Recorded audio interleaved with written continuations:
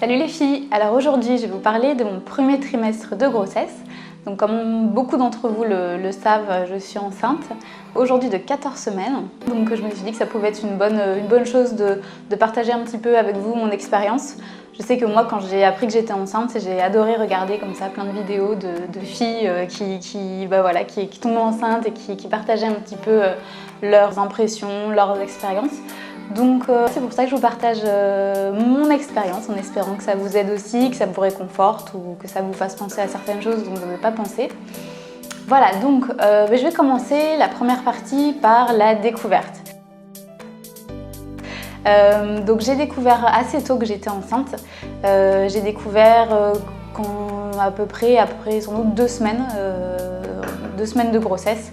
En fait, vu que on voulait faire un bébé avec mon mari, voilà, j'étais assez à l'écoute et donc c'est vrai que dès que j'ai pas eu mes règles, je me suis dit tout de suite, là il y a peut-être quelque chose. Donc en fait, le jour de mon anniversaire, en fait, le 6 janvier, j'avais 2 jours de retard dans mes règles. Et j'avais des douleurs au ventre, un peu comme si j'allais avoir mes règles. Et c'est vrai que j'avais aussi la poitrine qui était assez gonflée. J'avais déjà 2 jours de retard. Et puis je me suis dit, allez, pourquoi pas faire un test, mais sans vraiment y croire en fait, parce que ça faisait déjà quelques mois donc on essayait et ça n'avait pas marché. Et puis là, en fait, là j'étais dans un état d'esprit un petit peu, j'avais un peu lâché prise. J'avais arrêté de tout calculer, j'avais aussi le mois d'avant, ça fait déjà 2 mois, j'essayais un petit peu d'être moins stressée, d'être plus à l'écoute de mon corps, de faire un petit peu plus de yoga, plus de relaxation, des choses comme ça. Et j'avais vraiment essayé de oublier ce truc de il faut absolument que je tombe enceinte, on a envie d'avoir un bébé, il faut que ça se passe tout de suite, voilà. J'avais abandonné un petit peu cet état d'esprit, cette pression que je me mettais à moi-même parce qu'il n'y avait pas besoin de s'en mettre de la pression. Et voilà, donc du coup, j'étais pas non plus dans le état d'esprit à alors est-ce que je vais avoir mes règles, je vais pas avoir mes règles, peut-être que je suis enceinte, je suis pas enceinte. Pour moi, j'allais avoir mes règles parce que pour moi, ça allait pas encore marcher.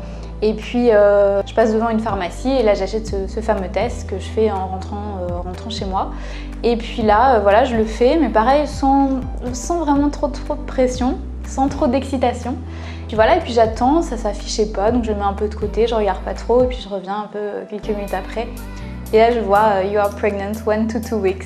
Et là, c'est juste fou parce que dans ta tête, je sais pas, c'est un tsunami qui passe dans ta tête en fait. Tu te dis waouh, ça y est, je suis enceinte. Moi, je suis enceinte vraiment. Et voilà, c'est quelque chose d'indescriptible en fait. C'est vraiment un tsunami qui se passe dans ta tête. T'es submergé de bonheur, en même temps un petit peu de peur aussi. Mais voilà, c'est super. Donc après je l'ai annoncé plus tard le soir quand on fêtait mon anniversaire à mon mari. Donc voilà, c'est une autre histoire, mais voilà, c'est comme ça que j'ai appris que j'étais enceinte. Et donc il me disait que j'étais enceinte de 1 à 2 semaines. Voilà, donc c'était assez rapide. Alors les symptômes. J'étais assez chanceuse, on va dire en règle générale. Le premier mois, les premiers symptômes que j'ai eus, c'est ma poitrine qui a gonflé, énormément gonflé. J'ai pas beaucoup de poitrine à la base et c'est vrai que là du coup ça m'a fait une poitrine assez conséquente, donc c'était plutôt pas mal. Mais poitrine aussi très sensible. Le premier mois c'était vraiment ça le symptôme plus important. Deuxième mois, c'est là où ça a commencé un petit peu à se corser entre guillemets. J'avais des petites nausées le matin, petites, c'était pas énorme, mais je me levais, j'avais pas spécialement faim. Moi qui d'habitude me lève et faim et envie de manger, de prendre mon petit déj et voilà. Là c'était vraiment un peu le cadet de mes soucis, j'avais pas du tout envie de manger. Et en fait c'est ce qui a duré à peu près comme ça pendant 2 mois. C'était une petite nausée un peu constante que j'avais. J'avais jamais faim. Je pensais pas à la nourriture, je pensais pas à grignoter ou à prendre un snack comme je peux faire des fois dans la journée parce que j'ai faim des fois entre les repas. Voilà, là il y avait vraiment rien du tout. Quelques jours c'était un petit peu plus prononcé, mais j'ai été chanceuse, j'ai pas du tout été malade, j'ai jamais vomi, il s'est passé aucune journée où j'ai rien mangé parce que je pouvais rien avaler, non. À chaque fois je pouvais manger. Et en fait, ce qui se passait, c'est que je me forçais à chaque fois un petit peu à manger, à commencer à manger. Et puis quand j'étais partie, ça allait. Mais c'est vrai que je me forçais à chaque fois parce que bien sûr tu peux pas rester comme ça sans manger, d'autant plus que tu sais que maintenant que tu as un bébé dans ton ventre et que tu n'es plus uniquement responsable de ta santé à toi, mais également de ton bébé. Un des symptômes les plus importants que j'ai eu, c'est la fatigue. Alors ça, c'est quelque chose qui m'a retourné. Donc le premier mois, ça allait, mais c'est vraiment le deuxième et troisième mois, j'étais comme je dis souvent, une loque humaine, quoi. J'avais tout le temps envie de dormir. Je faisais des siestes le matin, je fais des siestes l'après-midi. En plus, voilà, je suis auto-entrepreneur, je travaille depuis chez moi, donc c'est quand même très dur à gérer. D'habitude, je suis très réglo et il n'y a pas de sieste, il y a pas de, voilà, j'ai mes horaires, je suis à mon bureau. Enfin, c'est vraiment super réglo, je me mets vraiment une pression assez importante par rapport à ça. Mais là, j'ai un peu tout abandonné parce que j'étais tellement fatiguée que voilà, je travaillais depuis mon lit, et puis quand je travaillais, j'avais envie de dormir, donc je m'endormais. J'avais beau dormir 10 heures, 11 heures par nuit, le matin je me réveillais, j'étais claquée, et puis je pouvais me faire une sieste 2 heures après. Enfin, c'était, voilà, j'ai vraiment complètement changé par rapport à ça. Voilà. C'était quand même un début de grossesse assez cool parce que je sais que comparé à plein d'autres femmes, j'ai été très chanceuse. Donc voilà, pas de saut d'humeur, pas de pleurs, pas de... Non, tranquille quoi, vraiment bien. Voilà, à part cette fatigue vraiment qui m'ennuyait, mais il y avait vraiment rien de très grave. Alors maintenant, je vais parler du sport. Ma pratique du sport pendant ces 3 premiers mois. Donc, premier mois, j'ai continué ma pratique sportive habituelle où je faisais du sport à peu près 5 fois dans la semaine avec 2 jours de repos. Un sport qui consistait avec un mix de renforcement musculaire, un tout petit peu de cardio et puis du pilates et du yoga. Pilates 2 fois dans la semaine, 2 heures. Yoga, je faisais ça toute seule chez moi, 1 heure à 2 heures dans la semaine. Puis après, renfo 3 à 4 fois dans la semaine avec peut-être 1 heure de cardio, 45 minutes de cardio. Donc voilà, c'était un petit peu ce que je continuais à faire au mois de début janvier, fin janvier. Après, je suis partie en France et là, j'ai pas pu m'entraîner. J'avais prévu plein d'activités sur Paris et en fait, avec la fatigue, avec le froid, j'ai rien fait du tout. Et puis voilà, donc en fait là ça a été le début du 1 mois et demi sans sport. Où là, donc voilà, comme je vous ai dit précédemment, j'ai été ravagée entre guillemets par la fatigue. Et j'ai presque pas fait de renforcement musculaire. J'ai continué mon pilates, mais j'ai annulé 2-3 fois quand même. Yoga un petit peu quand j'arrivais à me bouger, à me motiver. Et puis mon cardio, non. Voilà, en gros, on va dire pendant 1 mois et demi, j'ai peut-être fait 6 heures de sport pendant tout le mois. Voilà, et c'était vraiment très éparpillé à droite à gauche, il n'y avait pas vraiment de planning bien défini. Voilà, c'était quelque chose qu'au début j'ai eu du mal à accepter en me disant non mais faut te bouger les fesses. Enfin, moi je me rappelle toujours un petit peu de mon état d'esprit quand des femmes enceintes au début me disaient ouais non je suis trop fatiguée, je peux pas aller faire de sport. Je me disais toujours au fond de moi bon ok d'accord mais tu peux te mettre un petit coup de pied aux fesses et puis voilà, être enceinte c'est pas une maladie et tu peux t'entraîner. J'ai toujours cette idée là, mais c'est vrai que en tout cas les 3 premiers mois, voilà, j'étais tellement fatiguée que je me suis dit pareil, je vais pas pousser mon corps, je vais m'écouter, mon corps a besoin de repos, ça sert à rien d'aller te crever à la salle, à soulever des poids, des choses comme ça. Ça va pas te faire du bien, alors que physiquement si ça va te faire du bien, ça va te renforcer, voilà, c'est bien et l'activité physique est bonne pour le bébé, pour le fœtus, pour le développement. Mais là j'étais tellement pas mentalement, c'était pas possible pour moi. Voilà, donc j'ai décidé de réduire énormément mon activité physique. Tout en sachant que de toute manière j'allais m'y remettre, c'était sûr. Enfin, pour moi c'est pas possible de pas faire de sport pendant 9 mois et encore moins pendant ma grossesse. Mais là voilà, je me suis dit allez tu prends un petit break et puis te mets pas trop de pression non plus, c'est pas grave. Donc j'ai continué le pilates, le yoga, tranquille, mimile quoi. Et puis renforcement musculaire, je dis pas plus de 5-6 heures en 1 mois et demi. Donc voilà. Alors, mon alimentation pendant ce premier mois de grossesse. Donc, comme je vous l'ai dit, j'ai eu des petites nausées. Donc, du coup, ça a un petit peu changé ma manière de manger, mon rapport aussi à la nourriture. Donc, j'avais jamais faim, comme je vous l'ai dit, mais je me forçais à manger parce que voilà, il faut donner à manger à son bébé et il faut donner de l'énergie à son corps pour cette période qui est vraiment très physique. Enfin, on s'en rend pas compte, mais vraiment, notre corps donne tout pour commencer à construire et à développer, aider ce petit bébé à se développer. Donc la nutrition à ce moment-là, elle est vraiment super importante. Donc moi, j'étais chanceuse, j'avais ces nausées-là, mais j'ai quand même pu manger et garder aussi la nourriture dans mon corps. J'ai continué à manger comme je mangeais avant, beaucoup de légumes, beaucoup de fruits. Par contre, moi qui mangeais pas beaucoup de viande, en fait ce que je mangeais avant c'était vraiment de temps en temps du poulet organique, mais c'est tout. Un petit peu de poisson de temps en temps. Voilà, après mes protéines viennent surtout protéines végétales, beaucoup d'œufs. Voilà, et donc là en fait j'ai fait un effort et je me suis mis à remanger de la viande, plus de poulet, plus de poisson, plus de seafood, de fruits de mer, en faisant toujours vraiment super gaffe à ce que ce soit des ingrédients de bonne qualité. Parce que voilà, que ce soit organique la plupart du temps.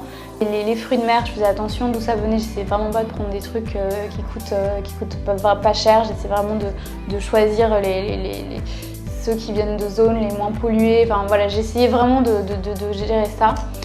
Pour les fruits et légumes, pareil, j'essaie vraiment d'acheter organique le plus possible. Je suis chanceuse parce que je suis immunisée contre la toxoplasmose, donc du coup ça j'avais pas besoin de trop faire attention par rapport au lavage et il y avait ce stress en moins. Donc ça c'est bien, mais voilà, fond, légumes, variés un maximum. Des bonnes graisses, donc avocat à fond. Je me suis acheté aussi des oméga 3. À boire, c'était de l'huile de poisson en fait, à manger, à boire à la cuillère. Donc ça, j'ai pas été très régulière sur ça parce que c'est un peu hardcore. C'était aromatisé quand même au citron, mais je sais pas, j'arrive pas trop à le manger. Donc voilà, j'ai pas pris de supplément parce que j'ai considéré que mon alimentation était assez bien équilibrée pour ne pas prendre de supplément. J'avais l'acide folique que chaque femme doit prendre un petit peu avant la grossesse si elles sont en projet de grossesse, et puis 3 mois en fait, c'est les 3 premiers mois de leur grossesse, donc ça je prenais ça tous les jours. Bien sûr des glucides complets, donc riz complet, quinoa, patates douces, voilà. Hydratation ça a été un point sur lequel j'ai vraiment eu beaucoup de mal. Normalement je bois toujours des tisanes, des cafés, je buvais du café avant, du thé. Donc j'ai arrêté complètement le café, j'ai arrêté le thé, j'ai beaucoup réduit le thé, je suis passée aux tisanes en fait. Et j'ai eu beaucoup de mal à boire parce que vu que j'avais jamais faim et que j'avais toujours un peu cette nausée constante, même quand je buvais, ça me dégoûtait un peu. Et du coup, c'était pas vraiment un plaisir de boire, même si j'aromatisais, même si c'est des tisanes que j'aimais bien, j'avais vraiment du mal à boire. Donc ça, je sais que j'ai pas assez bu et si je peux vous recommander quelque chose, c'est vraiment faites attention à votre hydratation parce que c'est super important, et en plus, d'autant plus quand on est enceinte, on a besoin de boire davantage. Donc faites pas cette même erreur que moi, essayez vraiment de vous forcer et pensez vraiment à boire, vraiment gardez-vous une bouteille d'eau tout le temps à côté de vous, 1,5 litre au moins, il faut qu'elle soit finie à la fin de la journée, et puis en rajout, faites-vous 1 ou 2 tisanes dans la journée, c'est vraiment important. Donc voilà, l'hydratation, bien penser à ça. J'ai pas eu de pulsion alimentaire. Moi qui suis quand même assez sucrée, relativement gourmande, là j'ai pas eu d'envie de gâteaux, de trucs, enfin j'étais plus salée en fait. L'alimentation, premier trimestre ça s'est bien passé. Pas vraiment de gros problèmes, mais vraiment le conseil que je peux vous donner, c'est vraiment faites très attention à la qualité des ingrédients que vous mettez dans votre assiette et prenez organique, bio le plus possible. Si vous en avez l'opportunité, ou local, allez acheter ça chez vos petits producteurs locaux. C'est vraiment super important parce que le fœtus, voilà, c'est déjà toutes les merdes qu'on mange, c'est déjà communiqué au fœtus, donc ça impacte directement son développement. Donc vraiment faites attention à ça, et si vous devez mettre de l'argent et investir de l'argent sur des choses avant d'acheter des vêtements de grossesse ou des choses comme ça, ou même des accessoires pour votre bébé qui va naître que dans 9 mois, d'abord concentrez-vous plutôt sur la qualité des ingrédients que vous mangez et mettez votre argent là-dedans, c'est vraiment essentiel. Alors pour les soins, j'ai commencé dès que j'ai appris que j'étais enceinte, et même j'avais commencé un petit peu avant quand on a commencé notre projet bébé. J'ai commencé à bien hydrater mon ventre et ma poitrine avec des huiles. Donc j'ai utilisé l'huile Velleda anti-vergéture, spéciale grossesse ou je sais plus, je vous mettrai les infos. Voilà, et en fait j'ai continué à faire ça jusqu'à présent. Donc le matin, le soir. Donc la poitrine. Au début en fait je faisais vraiment énormément la poitrine parce que c'était le premier changement physique en fait qui est apparu sur mon corps. Le ventre je le faisais, mais c'est vrai que quand on a encore un ventre plat on se rend pas trop compte du changement et que c'est important quand même de s'hydrater cette zone. Tout autour de la taille en fait parce que c'est là où on va prendre, et sur les fesses aussi, les fesses, l'intérieur des cuisses. Et voilà, et je sais qu'une amie m'a conseillé aussi de faire l'extérieur du bras et l'intérieur aussi parce que c'est là aussi on a tendance à prendre de la graisse. Voilà, donc c'est les seules choses que j'ai faites au niveau soins. Après ma routine est restée un petit peu la même. J'ai changé mon dentifrice. Alors j'avais déjà fait ça depuis quelques mois déjà, mais j'ai arrêté tous les trucs Colgate, les trucs super chimiques. Je prends un truc naturel, tellement naturel que ça mousse même pas dans la bouche. Donc c'est pas le top du top, mais bon au moins voilà, je sais qu'il n'y a pas des trucs bizarres qui vont être communiqués à mon bébé.